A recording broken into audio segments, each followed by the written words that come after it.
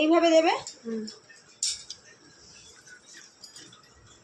আচ্ছা দেখবে সুতোর একটা এখানে দেখবে চওড়া দিক থাকে, অনেকটা থাকে, আর এইখানে একটু কম দিকটা থাকে। যে দিকটা অনেকটা দিক থাকবে সেটা নিচের দিকে রাখবে, ঠিক আছে? ছোটোটা ওপর দিকে রাখবে। এটা অতটা বোঝা যাচ্ছে না, কিন্তু অন্যান্য শরীরে বোঝা যায়।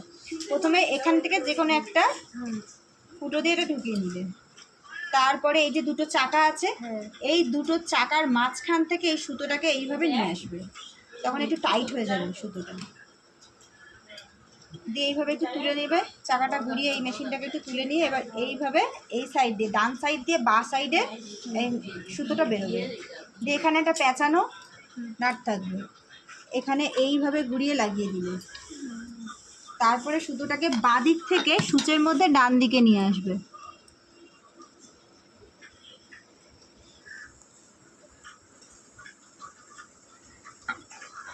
হলো? এবার এইভাবে বাঁ হাত দিয়ে সুতোটাকে ধরে থাকবে আর ডান হাত দিয়ে চাকাটাকে এইভাবে ঘোরাবে।